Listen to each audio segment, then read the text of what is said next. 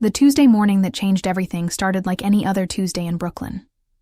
Kiara Bennett woke up at 6:15 a.m. to the sound of her alarm, reached for her phone on the nightstand, and watched it slip through her fingers onto the hardwood floor with a sickening crack. "Shit," she muttered, picking it up to assess the damage. The screen looked like a spider web, fractured glass spreading from the corner where it had hit.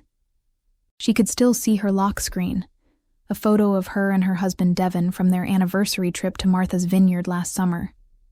But touching it sent sharp little shocks of pain through her fingertip.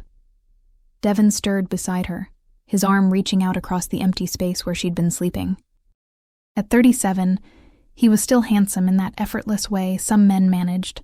Smooth dark skin, neat fade, the kind of smile that had made Kiara say yes when he'd proposed 7 years ago at a Nets game. What happened? His voice was thick with sleep. "Dropped my phone. Screen's destroyed." Take it to that place on Flatbush, the one near the coffee shop." He rolled over, already drifting back to sleep.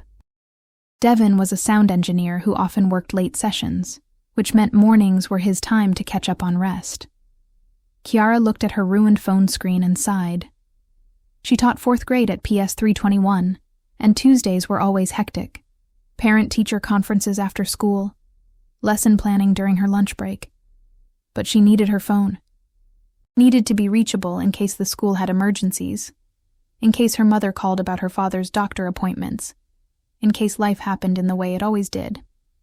She showered, dressed in her favorite emerald green dress that her students said made her look like a princess, and grabbed Devin's old iPhone from the junk drawer in the kitchen. He'd upgraded 6 months ago, but kept the old one as a backup. She'd use it temporarily until she could get her screen fixed. "Devin?" She leaned into the bedroom. "I'm taking your old phone to work, just until I can get mine fixed." "Okay," came the muffled response from under the covers. The phone was already charged. Devin was good about keeping backup devices ready. Kiara powered it on as she walked to the subway, entering his passcode, their anniversary, 0614, and deleting his old apps to make room for her essentials. She was halfway through downloading her email app when a text notification popped up. "Brianna, good morning, baby. Last night was amazing. Still thinking about you." Kiara stopped walking. Right there on the corner of Prospect Place and Flatbush Avenue, with the morning rush of Brooklyn flowing around her like water around a stone, she stopped.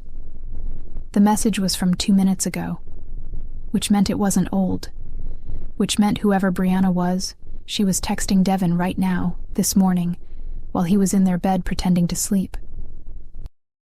Kiara's hands shook as she opened the message thread. And there it was. Months of messages, hundreds of them, photos, videos, conversations that made her stomach turn. "Devin, can't stop thinking about you either. When can I see you again? Brianna, tomorrow? I get off work at 6. Devin, perfect. My wife has conferences until 8. Plenty of time. My wife." He'd called her my wife while planning to cheat on her. The casualness of it, the logistics, the way he'd scheduled his affair around her work commitments like he was planning a dentist appointment. Kiara scrolled back further, her vision blurring with tears she refused to let fall on a public street. The affair had been going on for at least 4 months based on the message history. 4 months of lies. 4 months of Devin coming home late, claiming studio sessions ran long.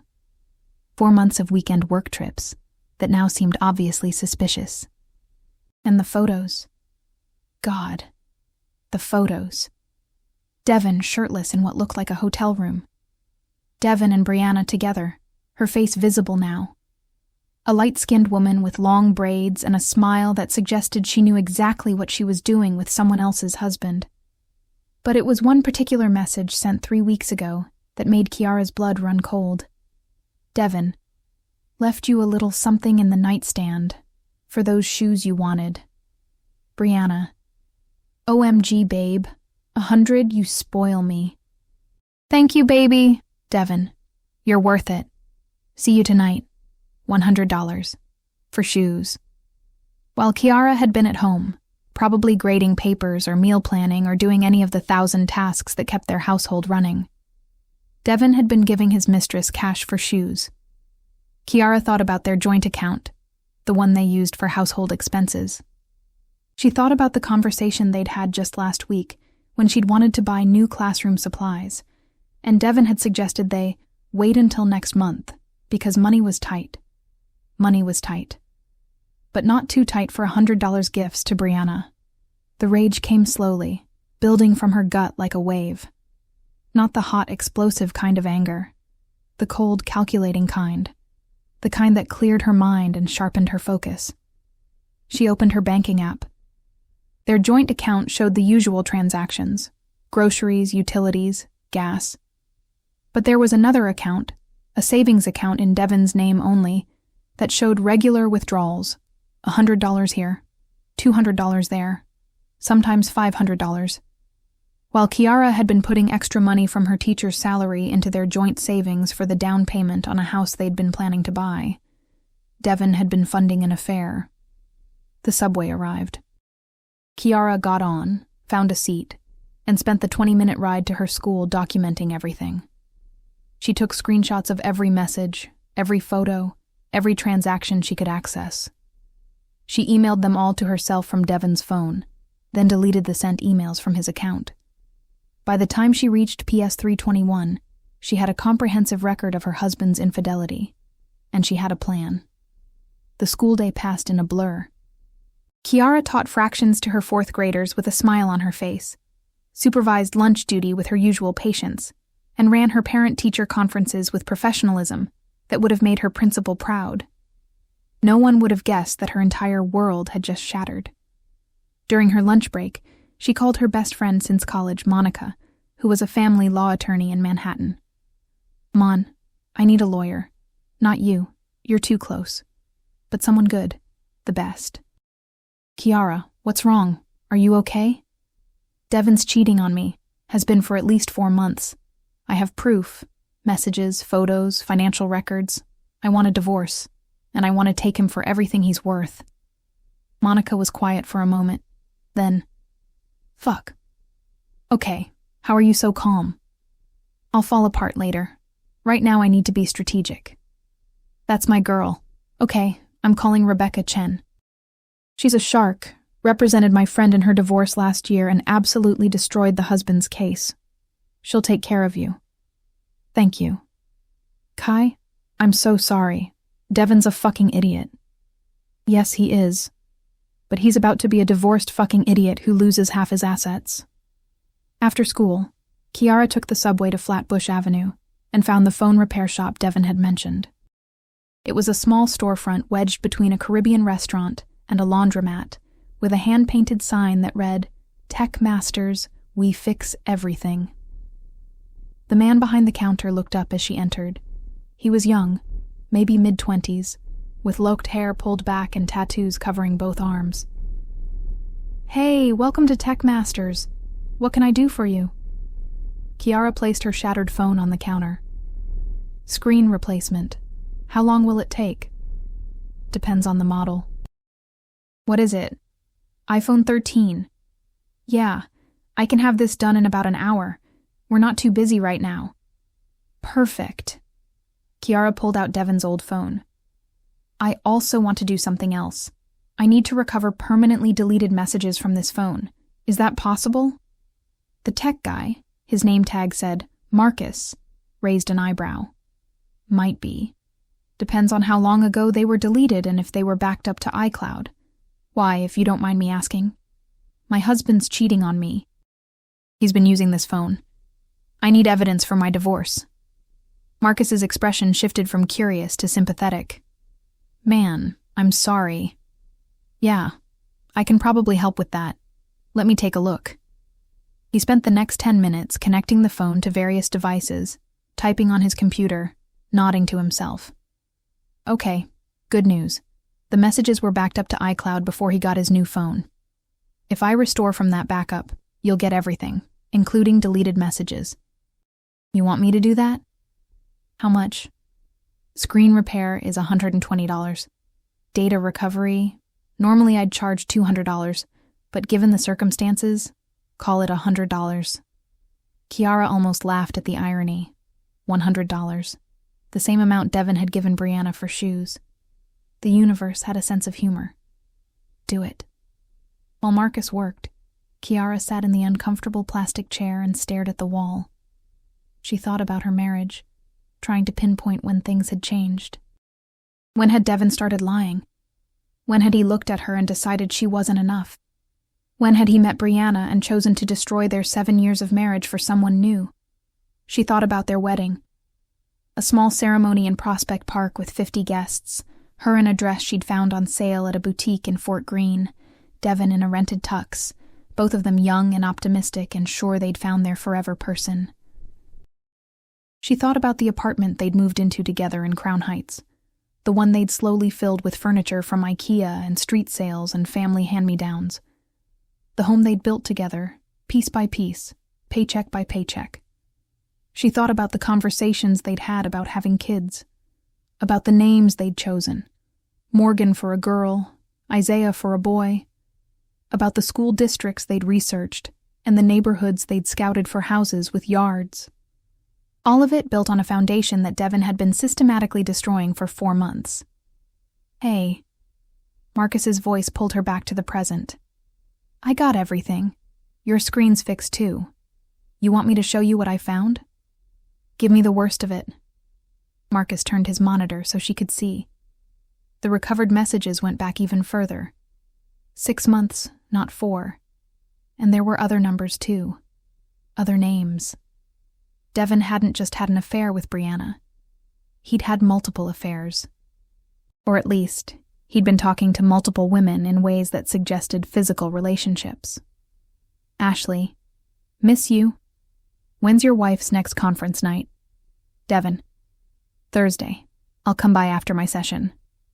Jessica, you still coming to Miami next month? I got us a room at the Fontainebleau. Devin, can't wait. Told Kiara it's a work convention. Miami. The work convention Devin had mentioned last month, the one he'd said was mandatory for networking. He'd shown her the conference website, the hotel information, the whole fabricated story. And she'd believed him. God. She'd helped him pack. There's more, Marcus said quietly. Financial transactions. Looks like he's been using Venmo and Cash App to send money to multiple women. Brianna got the most, $100 here and there. But there's others. $50 to someone named Crystal, $200 to someone named LaShonda. Kiara's hands clenched into fists. Can you print all of this? Everything? Yeah. Give me a few minutes. While Marcus printed page after page of evidence, messages, transactions, photos, Kiara called Rebecca Chen's office and scheduled an emergency consultation for the next morning. Then she called Monica. I need a place to stay tonight. Can I crash with you? Of course. What's going on? I'm leaving him. Tonight. I'll explain everything when I get there. Okay, I'm here. Whatever you need. Marcus handed her a thick folder of printed evidence and both phones. Everything's in there. Screenshots, recovered messages, financial records. I also put it all on a USB drive for you. He slid a small flash drive across the counter. No charge for the drive. Kiara paid him $220 total, which she put on her personal credit card, not the joint account. Thank you, Marcus. You have no idea how much this helps. My sister went through something similar last year, he said. Her husband was cheating, and she didn't have proof. Lost everything in the divorce because she couldn't prove fault. So when women come in here with situations like yours, I help. Consider it community service. Kiara felt tears prick her eyes for the first time that day. I appreciate that more than you know. You gonna be okay? I'm going to be more than okay. I'm going to destroy him. Devin was home when Kiara arrived at their apartment at 6:30 p.m., which was unusual. He typically didn't get home until 8 or 9, claiming studio sessions ran late. But here he was, lounging on their couch in sweatpants and a t-shirt, watching basketball on TV. Hey, babe, he said when she walked in. Got your phone fixed? Yeah, all good. Kiara set her bag down carefully, making sure the folder of evidence was secure inside. You're home early. Session got canceled. Client had an emergency. He paused the game. You hungry? I was thinking we could order from that Thai place you like. The normalcy of it was surreal. Here was her husband of 7 years, offering to order dinner, acting like a regular Tuesday evening, while she had evidence of multiple affairs in her bag and divorce papers being drawn up by an attorney. Actually, I'm not feeling great, Kiara said. Think I'm going to take a shower and go to bed early. You okay? You look tired. Just a long day. Parent-teacher conferences were exhausting. All right. Let me know if you need anything. In the bathroom, Kiara locked the door and sat on the edge of the tub, finally letting herself feel it. The betrayal, the hurt, the anger.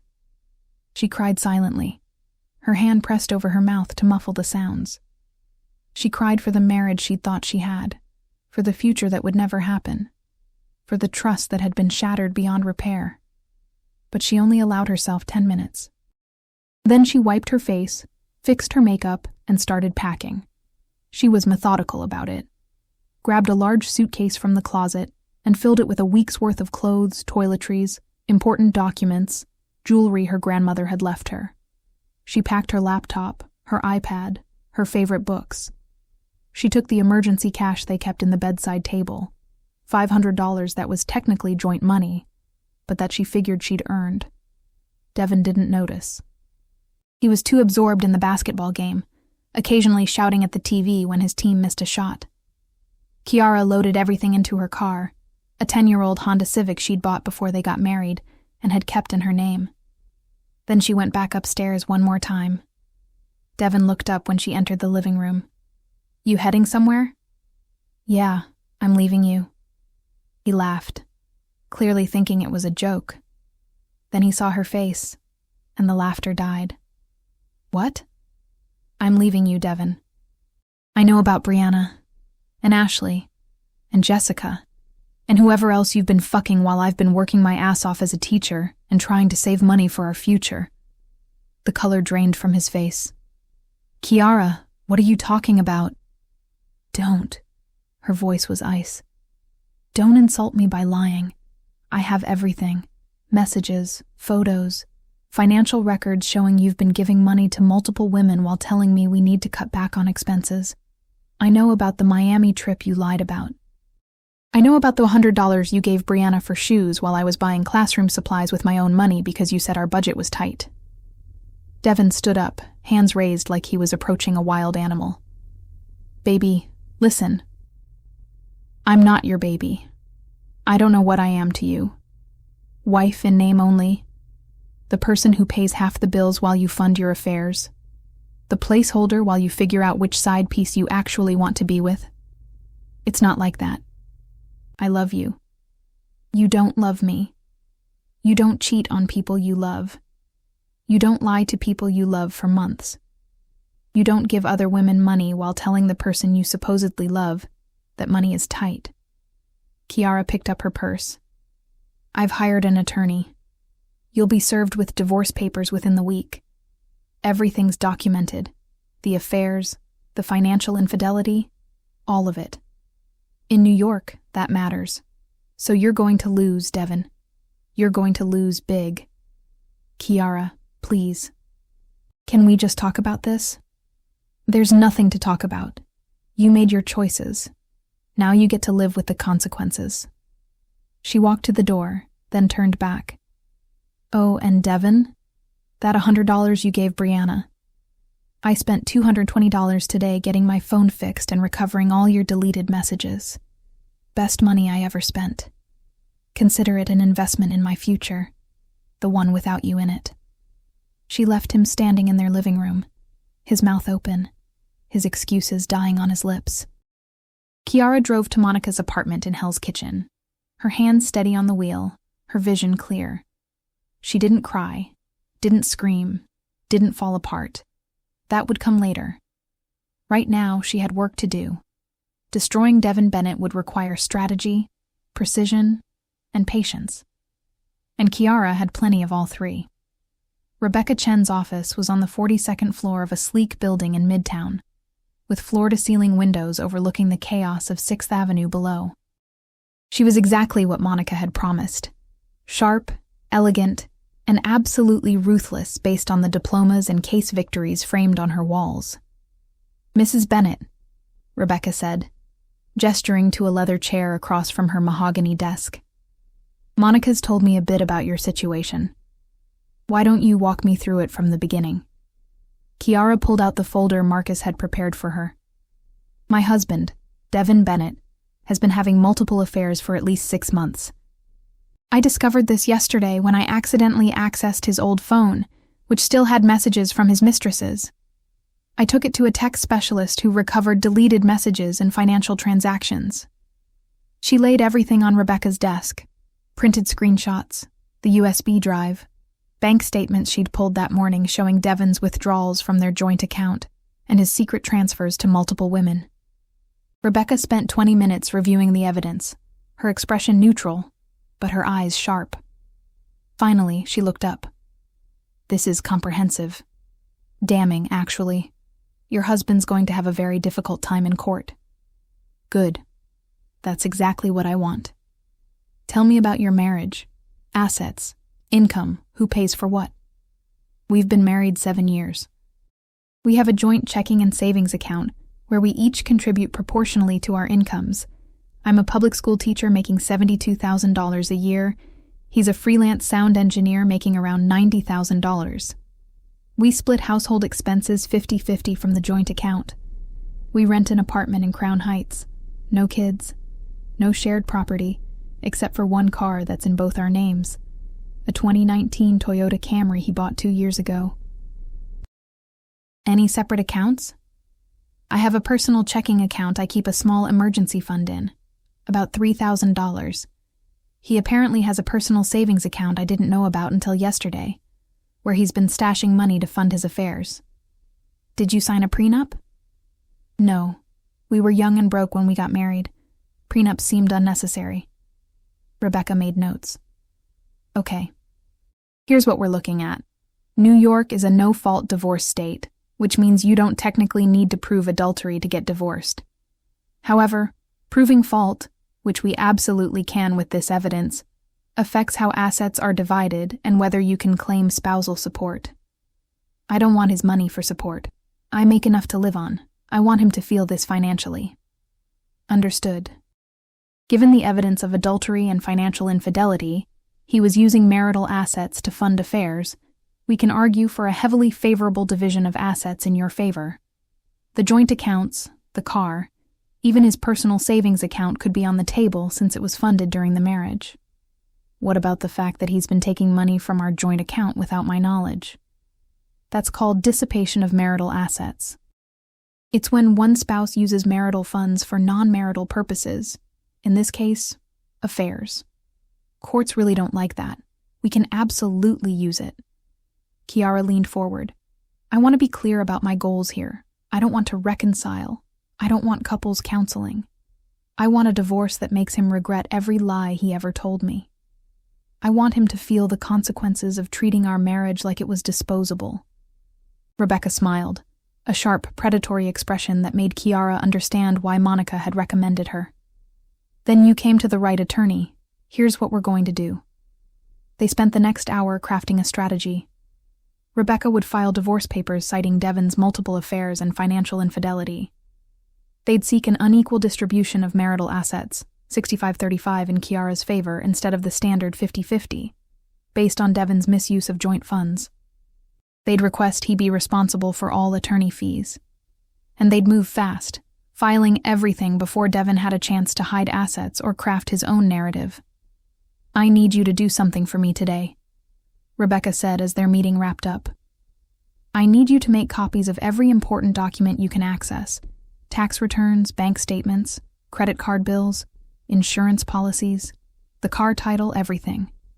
If it's financial or legal and his name is on it, I need a copy.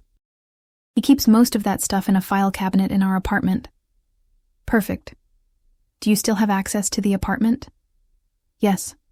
I left last night, but technically I'm still on the lease. My name's on it. My keys work. Good. Go today while he's at work. Make copies of everything. Don't take the originals. We don't want to give him ammunition to claim you're stealing. Just document everything.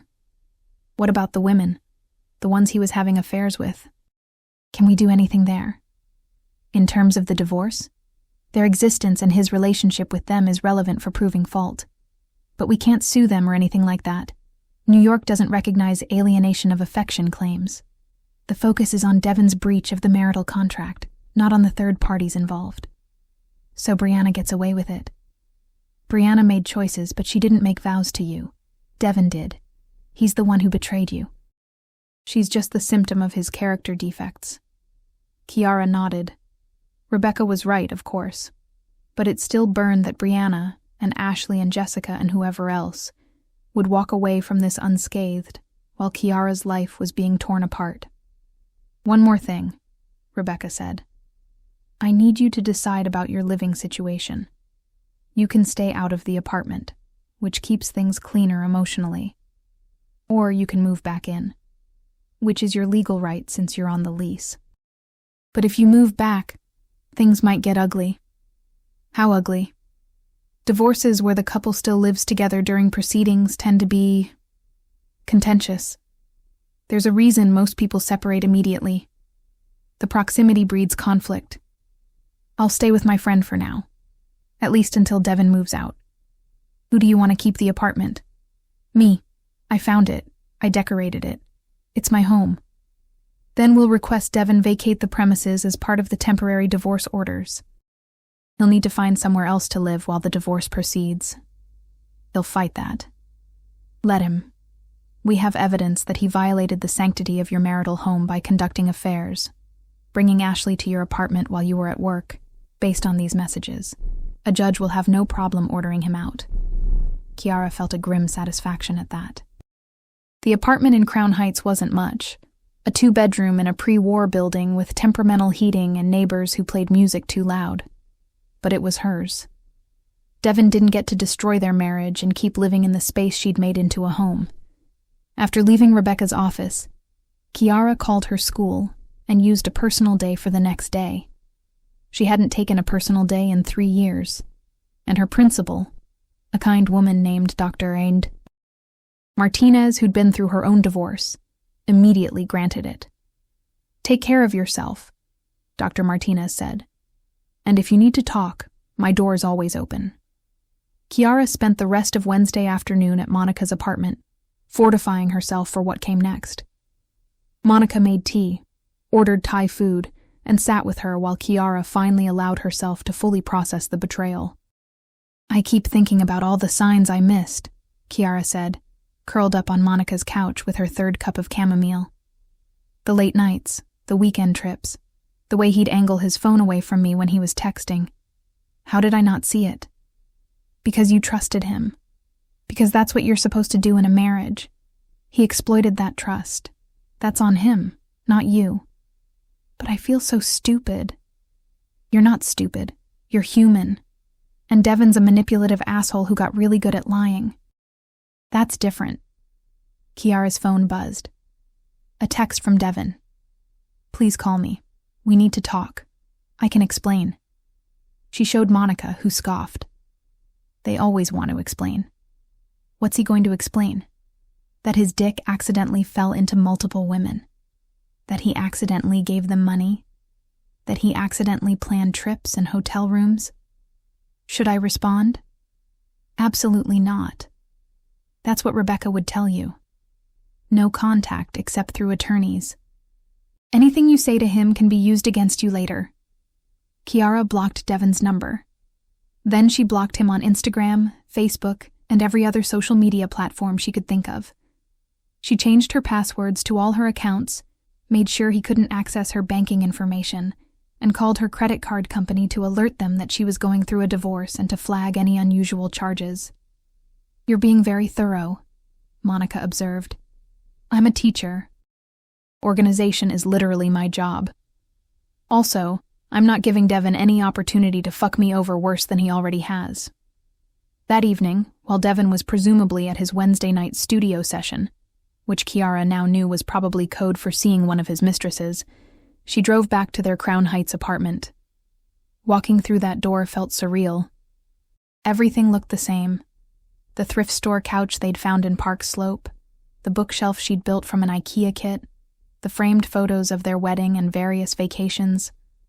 But it felt different now, tainted by knowledge of Devin's betrayals. Kiara went straight to the home office, really just the second bedroom they'd converted into a workspace, and found the filing cabinet where Devin kept important documents. She pulled out her phone and started photographing everything: tax returns from the last 3 years, bank statements, credit card bills, the car title, their lease agreement, his business contracts, insurance policies. She found something else too: a folder labeled studio expenses that contained receipts. Hotel receipts from places around New York. Restaurant receipts for expensive dinners Kiara had never been invited to. Flower deliveries, jewelry purchases. All of it dated from the last 6 months. All of it paid for with a credit card Kiara didn't know existed. One in Devin's name only, with a balance of over $8,000. She photographed everything, then put it all back exactly as she'd found it. Devin wouldn't know she'd been here until he got served with divorce papers that included evidence of every penny he'd spent on his affairs. On her way out, Kiara stopped in the bedroom. Their bed, the one they'd shared for 7 years, suddenly looked contaminated.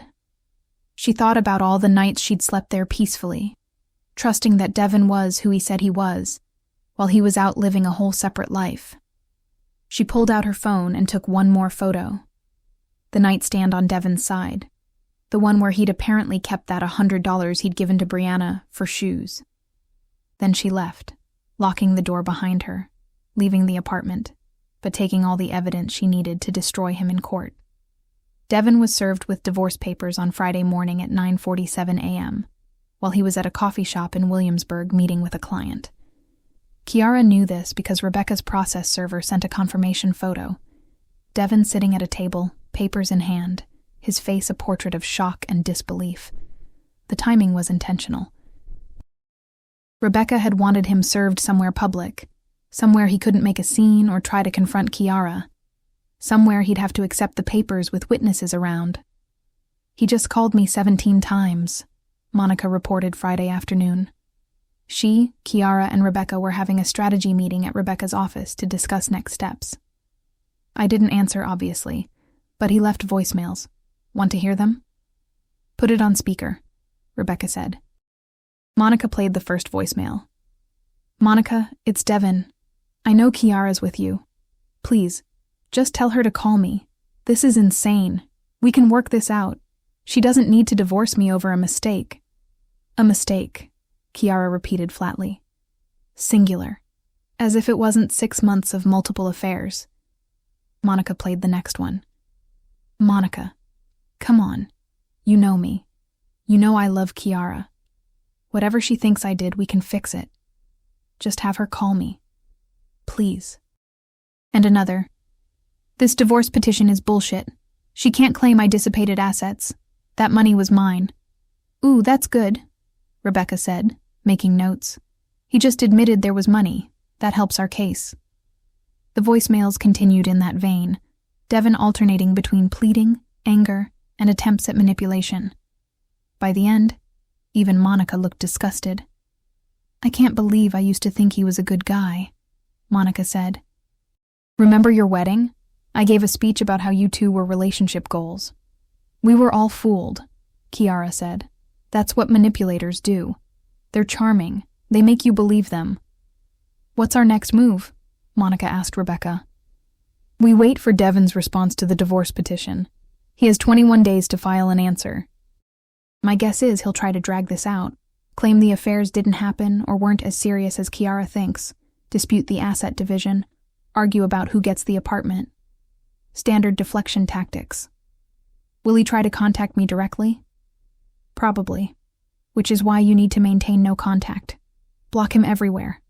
Don't respond to texts, calls, emails, nothing. All communication goes through me. What if we run into each other? We live in the same neighborhood. If you see him, walk away. Don't engage. If he approaches you in a threatening way, call the police. But my sense is that Devin's more of a manipulator than a physical threat. He's never been violent, Kiara confirmed. Just a liar. That weekend, while Devin presumably dealt with the divorce papers and the realization that his wife wasn't going to forgive and forget, Kiara did something she'd been putting off. She told her family. Her mother, Patricia, took it about as well as could be expected. He did what? Oh, baby, I'm so sorry. That man, I welcomed him into this family, and this is how he treats my daughter? Her father, Malcolm, was quieter but angrier. Need me to have a conversation with him? Because I'll have a conversation with him. Daddy, no. Rebecca says I can't have any contact with him that isn't through attorneys. That includes family members threatening him. I wouldn't threaten him. I'd just have a conversation. Maybe my fist would accidentally have a conversation with his face. Malcolm. Patricia swatted his arm, but she was smiling slightly. You can't assault our daughter's soon-to-be ex-husband. Watch me. Her younger brother, Jordan, was more pragmatic. You need money? A place to stay? I can clear out my spare room. I'm good for now, staying with Monica until Devin moves out of the apartment, but thank you. The hardest conversation was with her grandmother, who was 83 and had very traditional views about marriage. Baby girl, are you sure? Marriage is supposed to be forever. Maybe he just made a mistake. Men sometimes stray, but... Grandma, with all due respect, times have changed. I'm not staying with a man who cheated on me with multiple women, lied to me for months, and used our money to fund his affairs. That's not a marriage I'm interested in saving. Her grandmother was quiet for a moment. Then, you're right. My generation put up with too much. You do what you need to do, baby.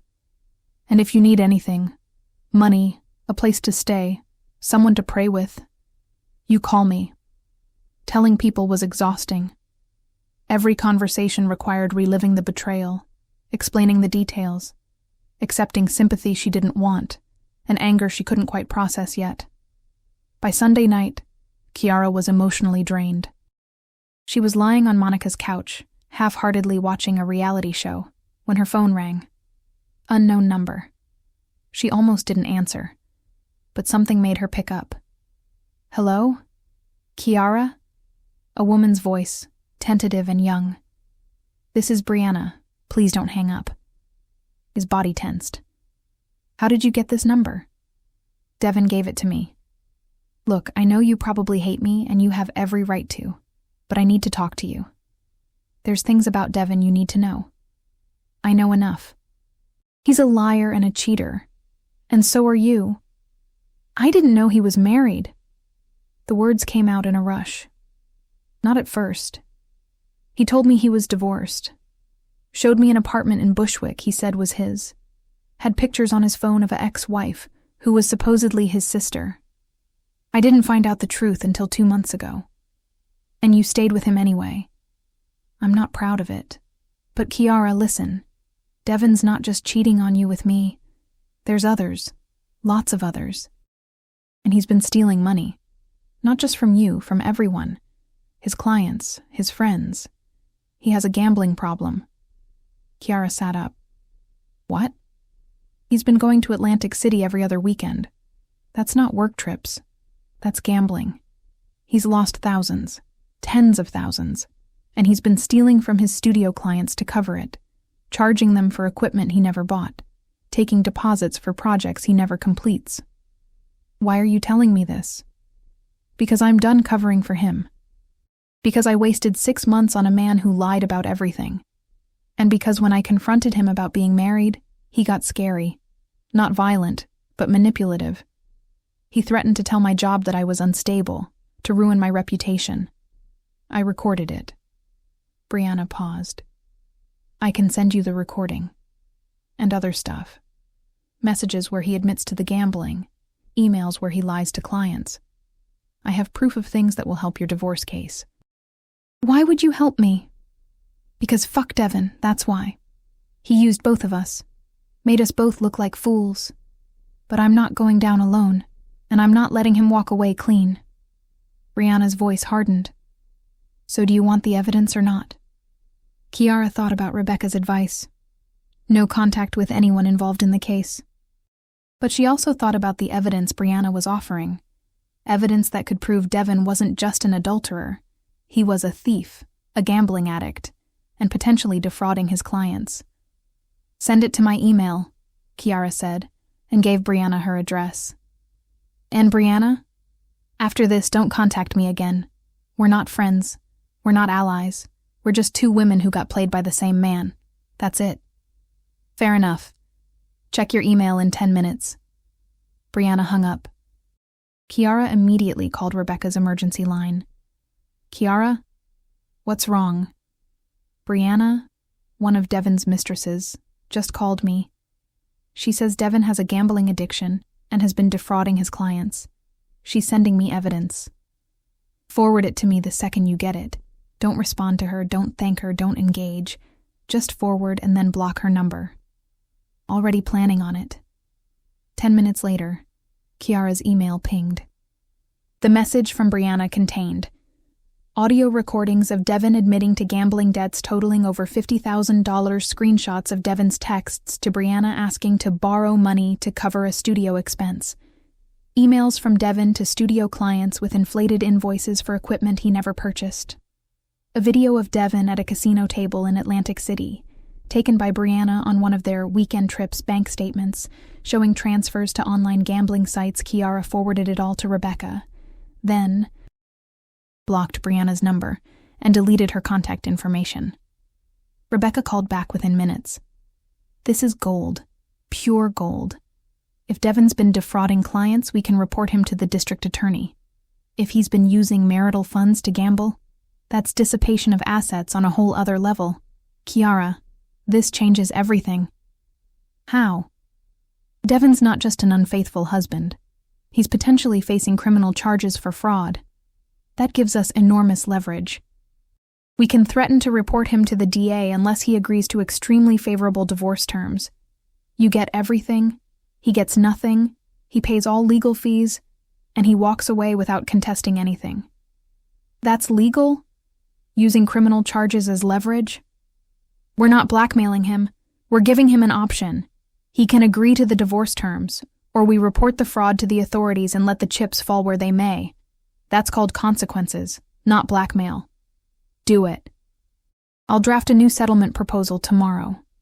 In the meantime, I want you to do something for me. I want you to think about what you actually want out of this divorce. Not just financially, but emotionally. What would make you feel whole again? Kiara thought about it. I want the apartment. I want him to admit to the affairs in the divorce decree. No sealed records. No hiding behind irreconcilable differences. I want everyone to know what he did, and I want him to lose his reputation. His clients need to know they can't trust him. The first two I can definitely do. The third, once the divorce is public record and the affairs are documented, word will spread naturally. We don't have to do anything to destroy his reputation. He did that himself. Monday morning, Rebecca sent Devin's attorney a revised settlement proposal. Kiara gets the apartment, the car, 75% of all joint accounts and savings. Devin pays all attorney fees and court costs. The divorce decree explicitly states the grounds as adultery and financial infidelity. Devin vacates the apartment within 72 hours. In exchange, Kiara agrees not to report Devin's client fraud to the district attorney. Devin's attorney called Rebecca within an hour. My client wants to negotiate. There's nothing to negotiate. Those are the terms. He accepts them, or we file a criminal complaint for fraud. His choice. That's extortion. No, that's consequences. Your client committed multiple crimes. We're giving him the opportunity to mitigate the damage. If he'd prefer to take his chances with the criminal justice system, we're happy to file reports with the DA's office and let them investigate his business dealings. Devin's attorney was quiet for a moment. I need to speak with my client. He has 24 hours to accept. After that, we're filing reports. That evening, Monica came home to find Kiara cooking dinner. something she hadn't done since discovering the affair a week ago. "You're cooking?" Monica said, surprised. "That's a good sign. I'm channeling my rage into carbonara. Seemed healthier than throwing things." "How are you really doing?" Chiara stirred the pasta, considering. "Honestly, I'm angry. I'm hurt. I feel betrayed and stupid and furious. But I also feel powerful. Like Devin thought he could destroy our marriage and walk away unscathed. But I'm about to take everything from him.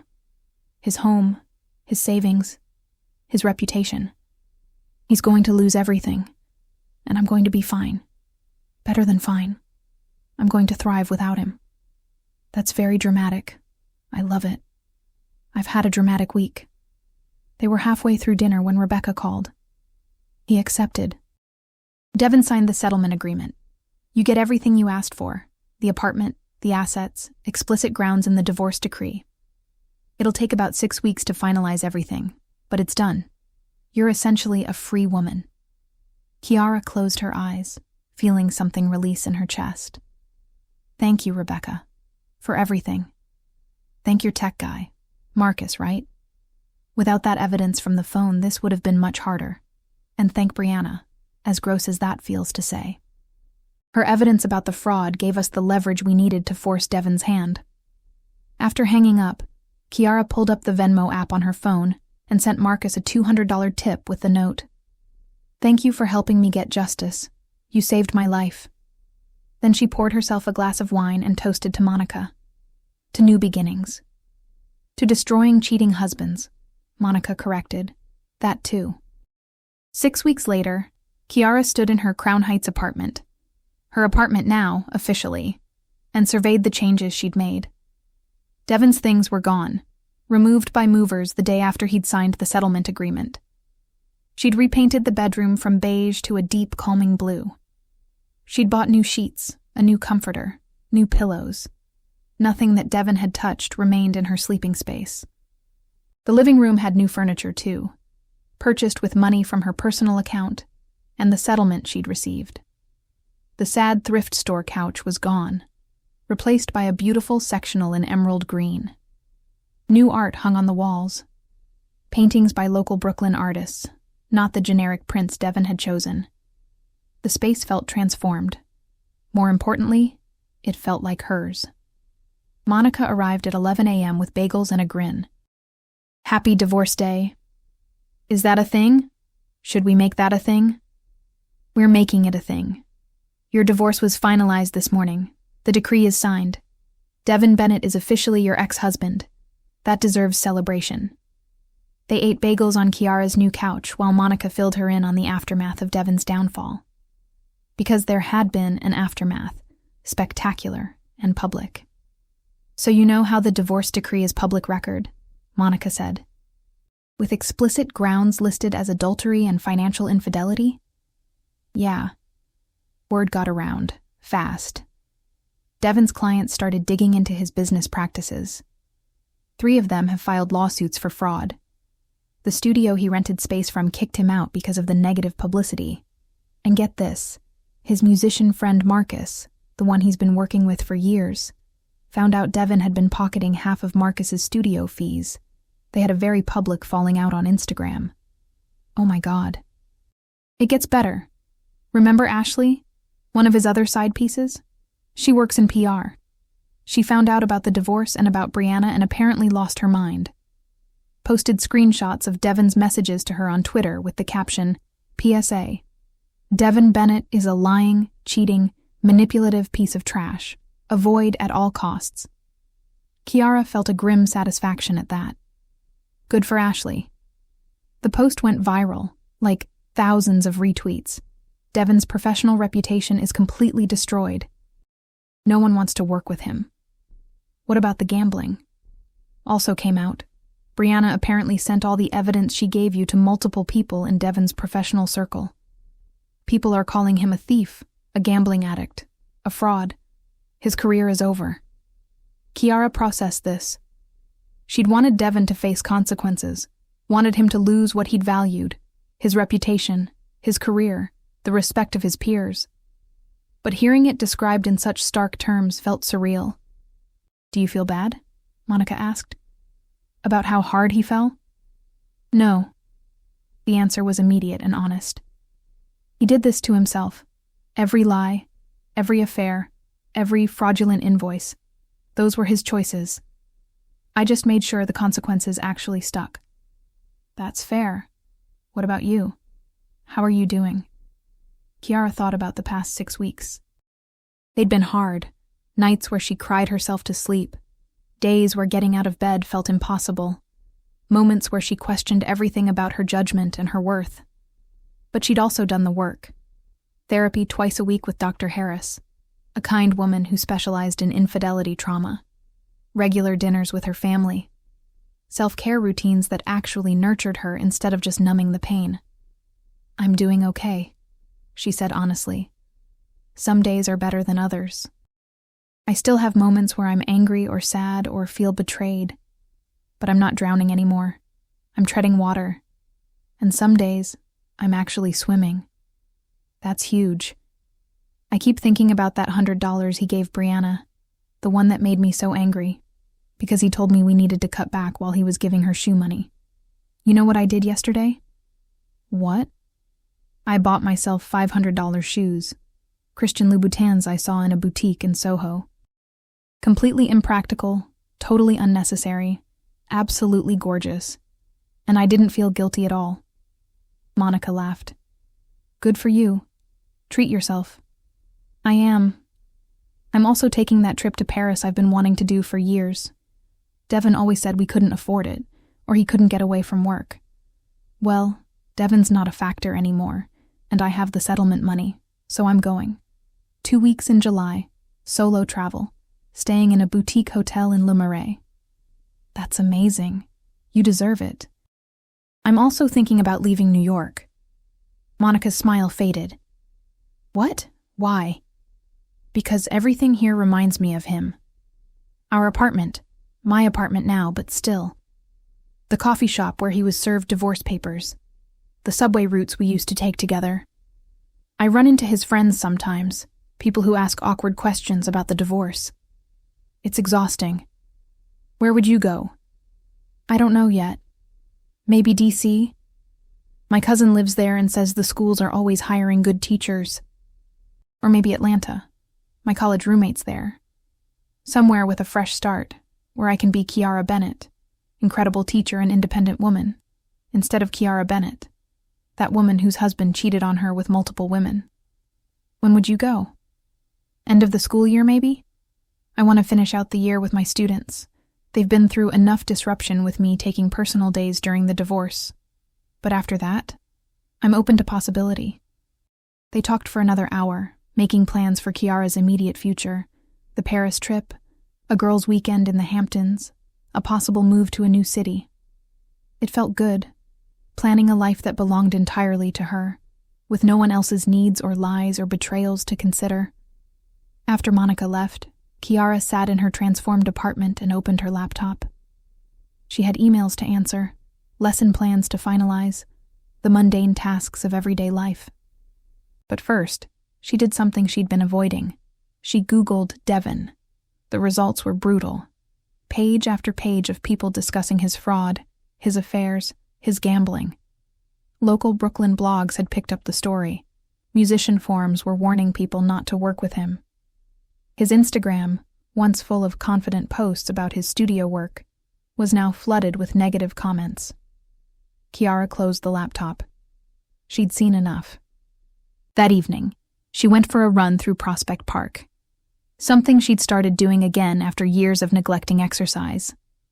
The May air was warm, the park was full of people enjoying the weather, and Kiara felt her body working, her muscles remembering strength.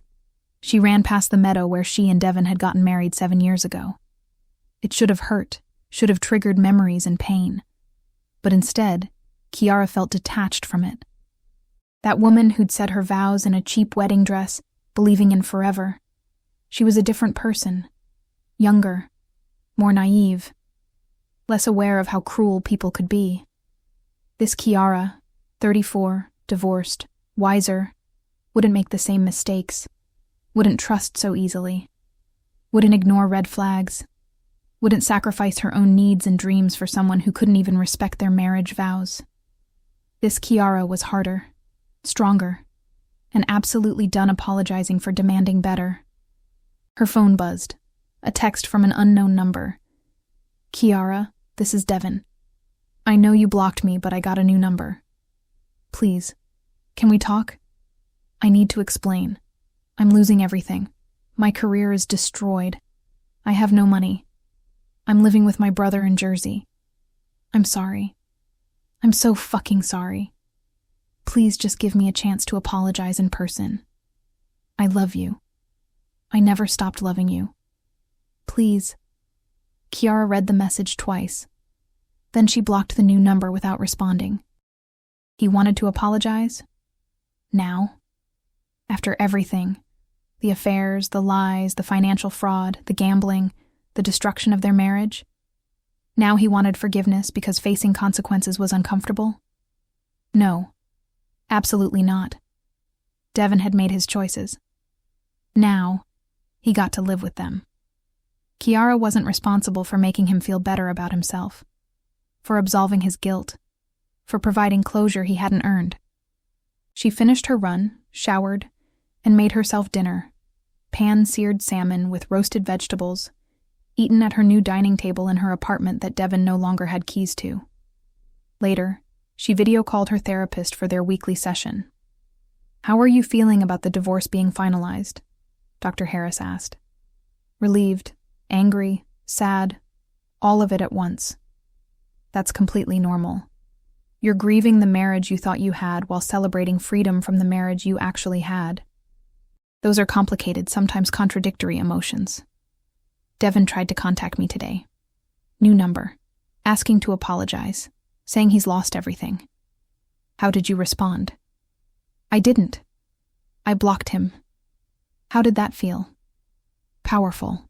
Like I was protecting myself instead of managing his emotions." "That's growth, Kiara. Early in our sessions, you talked about feeling responsible for his feelings, for making things smooth for him. Now you're setting boundaries without guilt. That's significant." They talked for 50 minutes about Kiara's plans. Paris, the possible move, her career goals. Dr. Harris encouraged her to keep journaling, to stay connected with her support system, to give herself permission to feel whatever came up without judgment. "One more thing," Dr. Harris said as they wrapped up. "Have you thought about dating again?" "God, no. I can barely trust myself to choose good produce at the grocery store." "How am I supposed to trust myself to choose a good partner?" Dr. Harris smiled. "That's fair. But I want you to remember something. Devin didn't happen because you're a bad judge of character. He happened because he was a skilled liar. Those are different things. When you're ready, and there's no rush, you'll be able to date again. You'll just do it with more wisdom and better boundaries. Maybe. Someday. Not today. Not today is perfectly fine." Kiara stood at the top of the Eiffel Tower, looking out at Paris spread below her like a postcard. The afternoon sun painted everything gold, and tourists crowded around taking photos. But Kiara just stood there, breathing it in. She'd spent 2 weeks in Paris, visiting museums, eating croissants and macarons, wandering through the Latin Quarter and along the Seine. She'd gone to the opera alone, had dinner at sidewalk cafes alone, had sat in Luxembourg Gardens reading novels alone. And she'd loved every minute of it. This was the life she'd denied herself during her marriage. The spontaneity, the solo travel, the ability to make decisions based purely on her own desires. Devin had always needed advance notice, always had work commitments, always had reasons why they couldn't go on trips or try new things. Now Kiara could do whatever she wanted. And what she wanted was to be exactly here, in this moment, in this city, free from the weight of a failed marriage and a lying husband. Her phone buzzed. A text from her principal, Dr. Martinez. "Hope you're enjoying Paris. Quick question. Would you be interested in department chair position next year? Comes with a raise and leadership role. Let me know when you're back." Kiara smiled. A promotion. More money. More responsibility and recognition for the work she'd been doing for years. She texted back, "Very interested. Let's talk when I return." Another text, this one from Monica. "How's Paris? Are you eating all the cheese? Please say yes. Also, saw Devin at a bar in Williamsburg last night. He looked rough. Tried to talk to me. I told him to fuck off. Just wanted you to know." Kiara felt nothing at that. Devin was irrelevant to her life now. Whatever destruction he was living through, his own making, his own consequences, had nothing to do with her anymore. She spent her last few days in Paris visiting small galleries and bookshops, buying souvenirs for her family and friends, treating herself to expensive dinners and designer clothes. She felt decadent and free, and completely herself. On the flight home, Kiara journaled, something Dr. Harris had suggested months ago. She wrote about the divorce, the betrayal, the rebuilding. She wrote about who she'd been before Devin and who she was becoming after him. She wrote about her plans, the promotion, the possible move to DC, the life she was designing intentionally instead of letting it happen to her. And she wrote about forgiveness. Not forgiveness of Devin, that ship had sailed, but forgiveness of herself. For missing the signs, for trusting someone who didn't deserve it, for believing that love was enough when character mattered more. "I forgive myself for being human," she wrote. For wanting to believe in happily ever after. For giving someone the benefit of the doubt. Those aren't character flaws. Those are signs of a good heart. Devin's betrayal says everything about him and nothing about me. Landing at JFK felt like coming home, even though she wasn't sure New York was home anymore. The city had given her so much, her career, her friends, the life she'd built. But it had also taken from her, been the backdrop for her marriage's destruction. Maybe it was time for something new. At baggage claim, Kiara's phone rang. Unknown number. She almost didn't answer, assuming it was Devin with yet another new number, trying to force a conversation she didn't want. But something made her pick up. "Hello? Hi, is this Kiara Bennett?" A man's voice, professional and unfamiliar. "Yes. Who's this?" "My name is James Mitchell. I'm a reporter with the Brooklyn Daily Eagle. I'm working on a story about financial fraud in the music industry, and your ex-husband's name came up. I was hoping I could ask you a few questions." Kiara's first instinct was to hang up.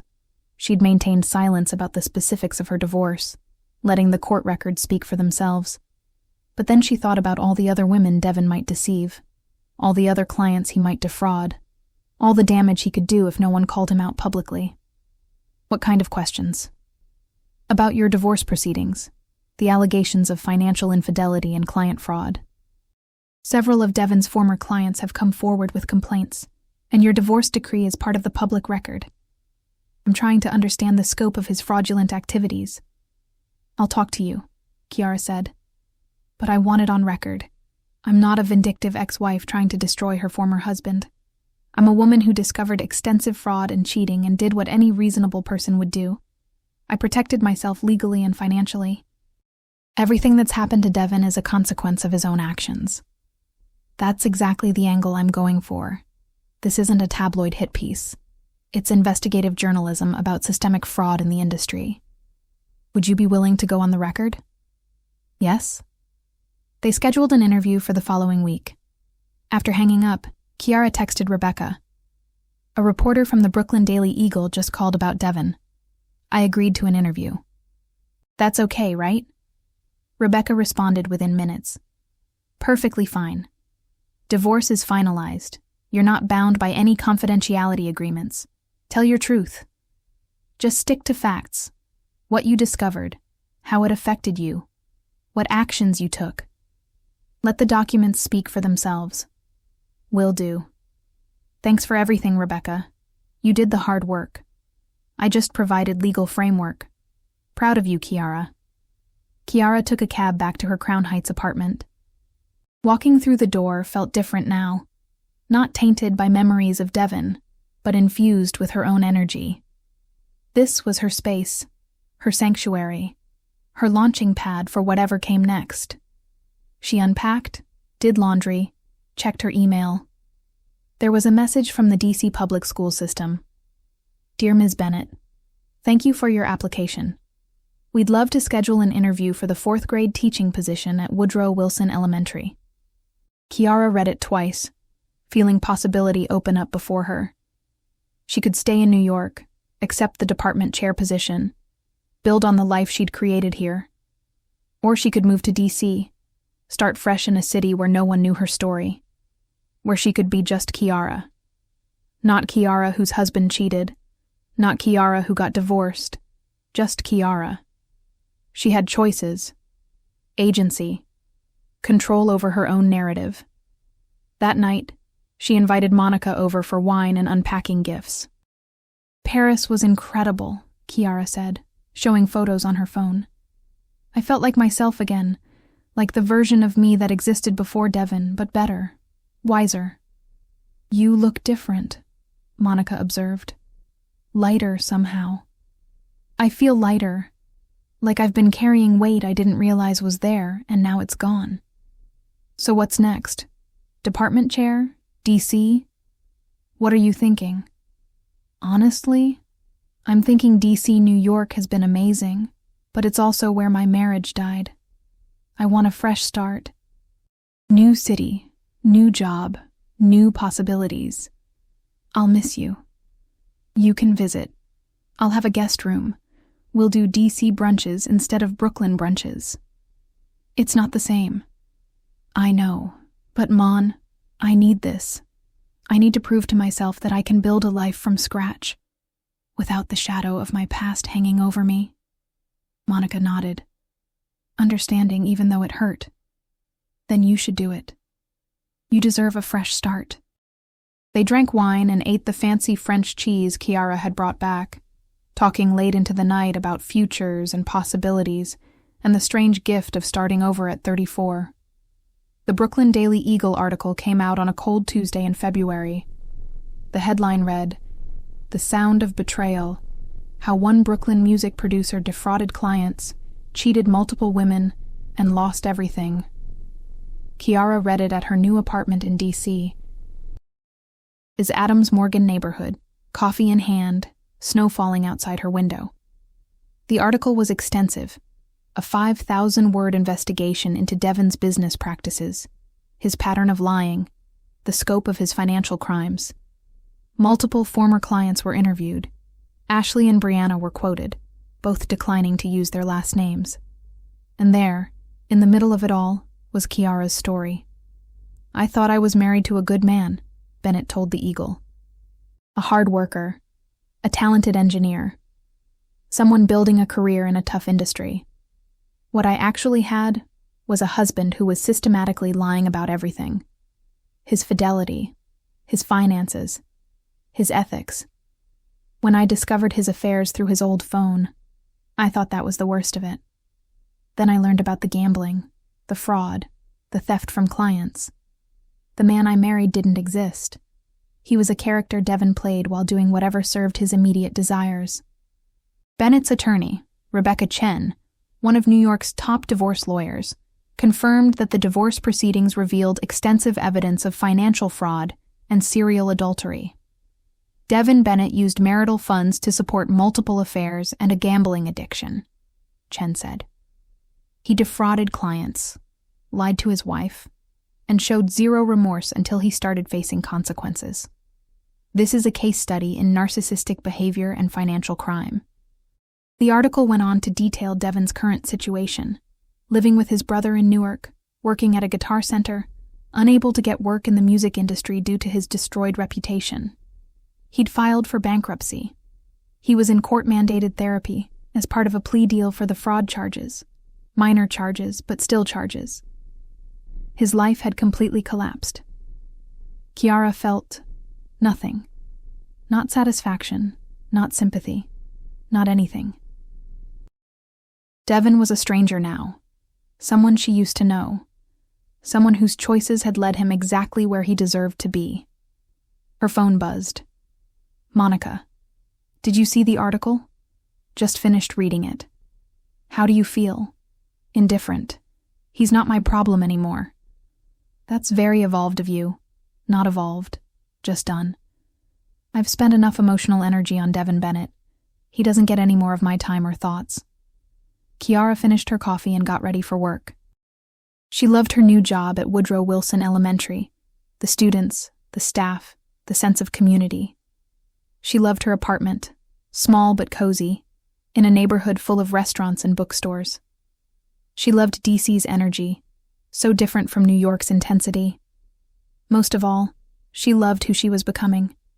A woman who trusted herself again, who set boundaries without guilt, who chose her own happiness over other people's comfort. She was dating casually, a lawyer named Marcus she'd met at a bookstore, a teacher from another school named David. Nothing serious, just enjoying company and conversation without pressure or expectations. Learning to be vulnerable again while protecting herself. Finding balance. That evening, she video called her parents for their weekly check-in. "We saw the article," her mother said. "Are you okay, baby?" "I'm fine, Mama. Better than fine. I'm great, actually. Devin's in a bad place." "Devin put himself in that bad place. I'm not responsible for his consequences." Her father smiled. "That's my girl. Strong, clear-headed, not taking any shit." "Malcolm!" Patricia swatted him. "Language!" "What? It's true. Our daughter stood up for herself, didn't let that fool destroy her, and built a whole new life. I'm proud of her." "I'm proud too," Patricia said. "I just worry. You're alone in a new city." "I'm not alone. I have friends here, a job I love, a community. And I have you guys, even if you're 4 hours away. I'm building a good life, Mama. A life that's entirely mine." After the call, Kiara poured herself a glass of wine and sat by her window, watching snow fall on her new neighborhood. She thought about that Tuesday morning 10 months ago when she'd dropped her phone and cracked the screen. That moment had seemed like a disaster, an inconvenience, an expense, a disruption to her day. But it had saved her life. If she hadn't dropped her phone, she wouldn't have used Devin's old one. She wouldn't have seen Brianna's text. She wouldn't have discovered the affairs, the fraud, the lies. She'd still be living in ignorance, married to a man who didn't respect her, funding his betrayals with her own money. That cracked screen, and the $220 she'd spent at Techmasters to fix it and recover Devin's data, had been the best investment of her life. Kiara raised her wine glass to her reflection in the window. "To cracked screens," she said aloud. "To $100 bills that expose secrets. To tech guys who help women get evidence. To divorce attorneys who destroy lying husbands. And to starting over at 34 and building something beautiful from the ruins." She drank, feeling the warmth of the wine and the satisfaction of a life reclaimed. Devin Bennett had tried to destroy her. Instead, he'd freed her. And Kiara was just getting started.